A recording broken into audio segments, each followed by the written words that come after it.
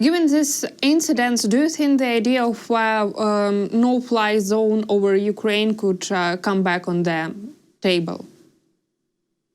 Yes, this is something that some of my colleagues from the Center for European Policy Analysis, Ambassador Voyger, but also many others, have been discussing, have been calling for since the start of the war, since the spring of 2022, creating a no-fly zone. The logic here is that the NATO nations have the capacity, the military capabilities, to actually take down drones or potentially Russian missiles, if maybe not over the entire territory of Ukraine, but probably at least over the western portion, maybe the northern ones, definitely over the capital Kyiv, and maybe even up to the Dnieper River. So the problem here is that NATO, of course, and some nations within NATO fear escalation with Russia, and so initially this idea did not gain traction, so nothing really happened. But now that drones are penetrating NATO territory, this is, I think, a wake-up call for NATO and for Europe. So suddenly, finally, the NATO countries, the NATO governments, leaders, and their societies, they suddenly realized borders do not exist anymore. They do not protect them anymore. They don't exist in the air.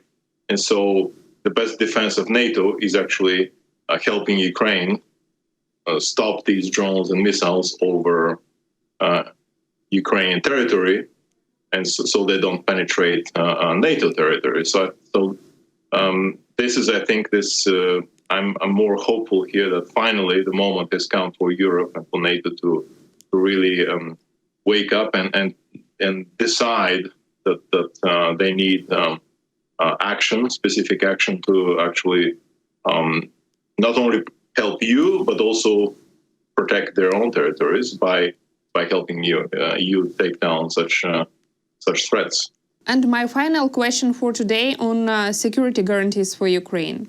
For years, Ukrainian society and government dreamed about a NATO membership, and now at least about the NATO troops on the ground.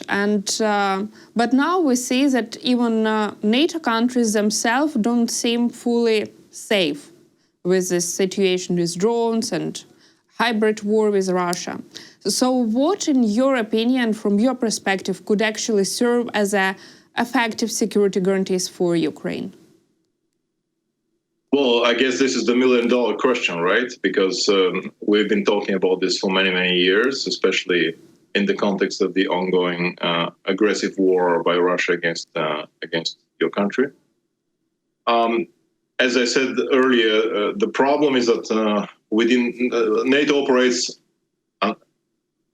based on the principle of consensus. You know that you've lived in Europe, you've worked in Brussels, so this is no secret that all nations within NATO have to decide, and therefore, if one is against, then it becomes difficult and even impossible to actually implement actions of this nature. And of course, this is a very controversial action for many countries in Europe, and I'm not talking only about Slovakia and Hungary because their governments are friendly to Russia, but sometimes even countries that are in the Mediterranean or that are not close to the theater of action.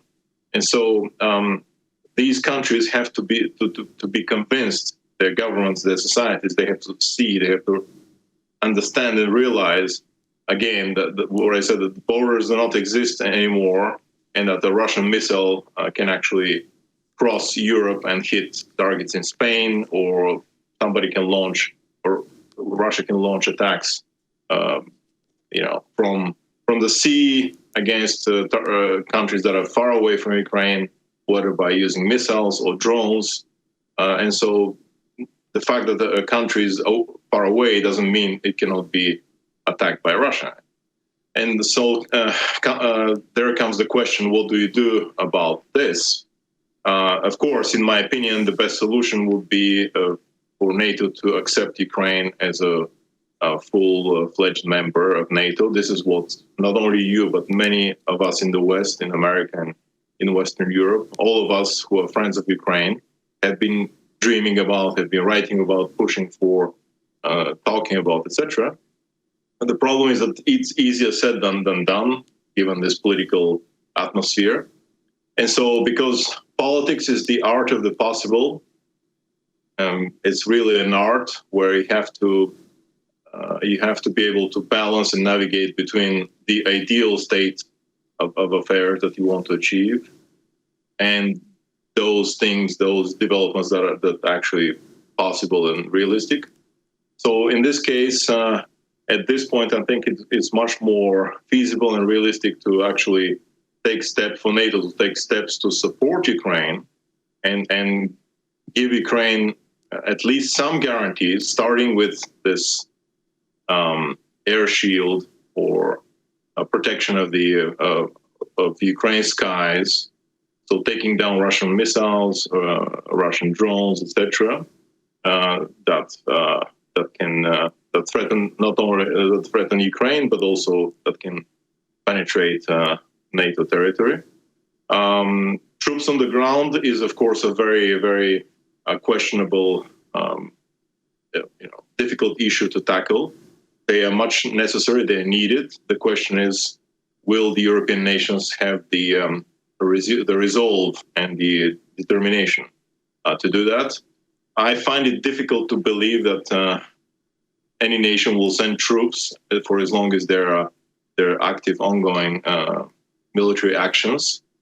Unfortunately, I would like this to be. I wish this were not the case. I wish NATO would be able to send boots on the ground. Maybe a realistic scenario would be for NATO to send troops in the western parts of the country where they protect strategic infrastructure. They engage in air defense and other activities. And in this way, Ukrainian troops can actually focus more on the fighting in the east and in the south. Now, I want to give a specific example.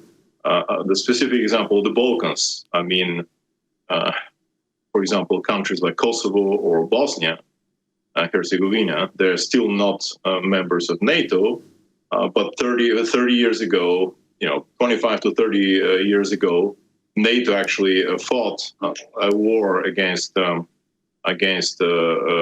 Serbia, against then remnants of Yugoslavia, to actually protect the Bosnian population, and then Kosovo, the Albanians in Kosovo. And there have been NATO operations and NATO presence there to this day that guarantee the existence and the security of those nations in the Balkans.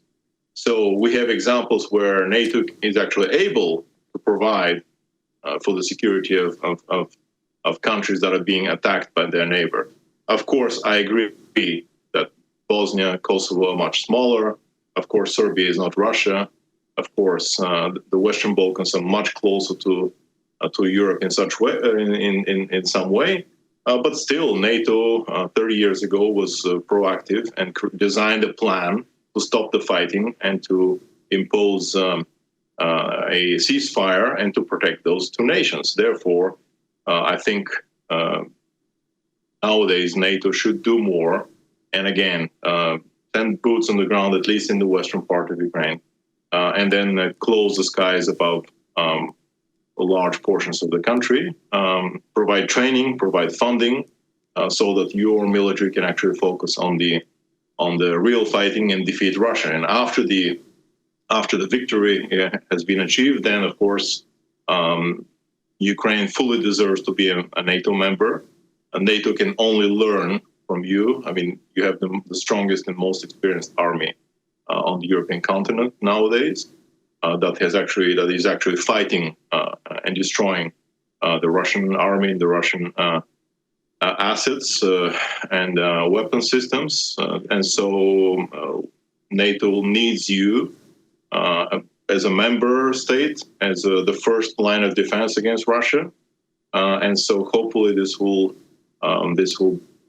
become a fact. But for this, you have to prevail, and to do this, you need Western European, of course, American, ideally also American weapons, American funding, but for now, primarily Western European funds and weapons, so you can defend yourself.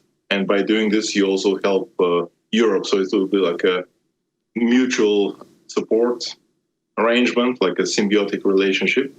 And the strategic goal is to defeat Russia in Ukraine and deter Russia in the Baltics and in Eastern Europe, so that they do not try any military adventures against the NATO nations there. Mr. Voyger, thank you so much for this insightful and interesting conversation, and thank you for joining us and for your time. Thank you, Sofia. Always a pleasure. You can always count on me to join your program.